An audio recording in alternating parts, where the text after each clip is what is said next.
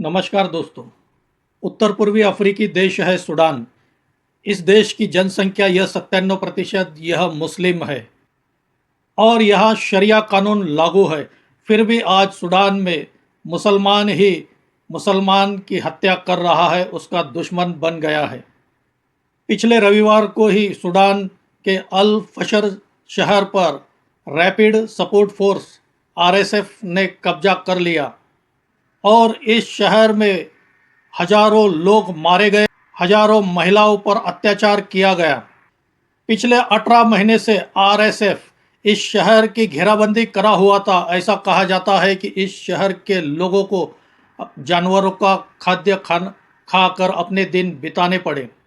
पिछले 2 सालों से सूडान आर्मी फोर्स एसएएफ और रैपिड सपोर्ट फोर्स आरएसएफ के बीच संघर्ष चल रहा है और पिछले 2 सालों में सूडान में करीब 1.5 लाख से ज़्यादा लोग मारे गए और लाखों लोगों को यहाँ से पलायन करना पड़ा है। लेकिन आज इतने बड़े नरसंहार के बाद भी दुनिया के 56 मुस्लिम देश चुप है।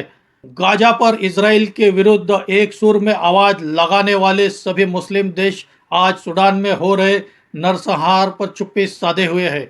कोई भी देश कुछ नहीं कह रहा है। क्या कारण है इस चुप्पी का और कौन सूडान की हिंसा के पीछे है, इसी पर हम आगे इस वीडियो में बात करेंगे। आपसे अनुरोध है मेरा यह वीडियो आखिर तक देखिए। अच्छा लगा तो इसे लाइक करें, शेयर करें और मेरे इस चैनल को सब्सक्राइब करें। नमस्कार दोस्तों, मैं राजेंद्र दाइमा आपका स्वागत करता हूं मुंबई टुडे लाइव चैनल में।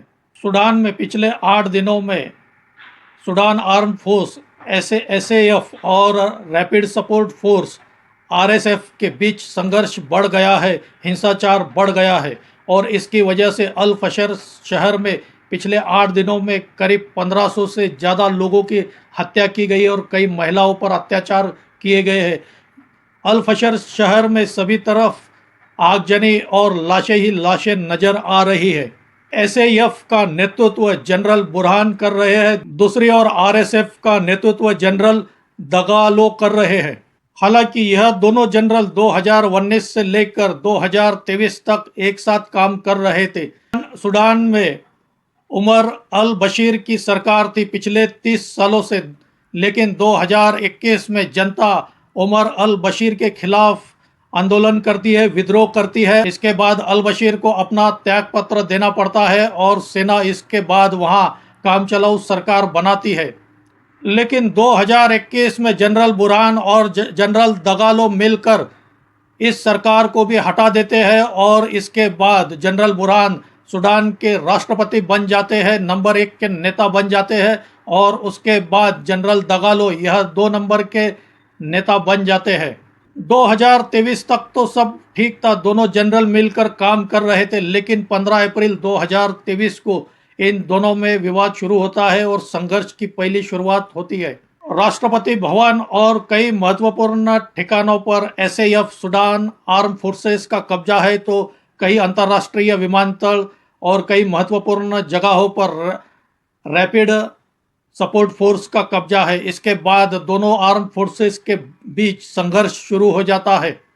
अफ्रीकी देशों में तीसरे नंबर पर सूडान में यह गोल्ड पाया जाता है। इसके साथ ही यूरेनियम और तांबा भी बड़ी मात्रा में सूडान में है। सूडान के एक्सपोर्ट में 73% यह गोल्ड का हिस्सा है। इतनी बड़ी मात्रा में गोल्ड और खनिज पाए जाने के बावजूद सूडान की जनता दुनिया में सबसे ज़्यादा गरीब है। इसका मुख्य कारण है यहाँ पिछले 40 सालों से हो रहा आर्म फोर्सेस के बीच संघर्ष और अशांति। आज इतनी बड़ी मात्रा में सूडान में हिंसाचार हो रहा है, लोग मारे जा रहे हैं, लेकिन दुनिया के 56 मुस्लिम देश आज इस हिंसा के बावजूद चुप है। कोई भी देश बीच में आकर इसे रोकना नहीं चाहता है। इसका मुख्य कारण है संयुक्त अरब अमीरात, कहा जाता है यूएई का सपोर्ट यह सूडान की रैपिड सपोर्ट फोर्स को है।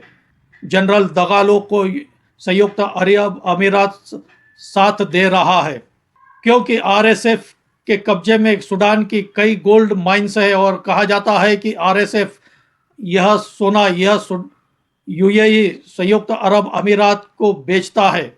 इस वजह से संयुक्त अरब अमीरात चाहता है कि आरएसएफ का कब्जा पूरे सूडान में हो, इसलिए संयुक्त अरब अमीरात यूएई आरएसएफ का समर्थन दे रहा है, साथ दे रहा है। दूसरी ओर तुर्की और इजिप्ट जैसे मुस्लिम देश यह सूडान आर्म फोर्स की मदद कर रहे, उन्हें हथियार दे रहे, उन्हें अपनी ताकत दे रहे, ताकि एसएएफ आरएसएफ को सूडान में फैलने से रोक सके।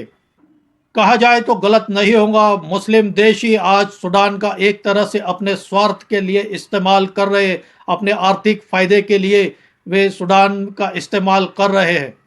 गाजा और दुनिया भर में हो रहे मुसलमानों पर अत्याचार पर एक सुर में आवाज लगाने वाले मुस्लिम देशों का संगठन ओआईसी भी यह आज चुप है। पिछले 2 सालों में सूडान में करीब 1.5 लाख से भी ज़्यादा लोग मारे गए हैं, लाखों लोगों को आज विस्थापित होना पड़ा है, लाखों महिलाओं पर आज अत्याचार किए गए हैं और इसी वजह से आज सूडान में मुसलमान ही मुसलमान का दुश्मन बना हुआ है, खून का पैसा बना हुआ है। देखना होगा हमें यह हिंसाचार कब रुकता है और कितने लोग और इस नरसंहार में मारे जाते हैं। दोस्तों, आपको यह मेरा वीडियो कैसा लगा आप कमेंट करके बताइए। अच्छा लगा हो तो इसे लाइक करें, शेयर करें और मेरे इस चैनल को सब्सक्राइब करें। आज यही रुकते हैं। धन्यवाद।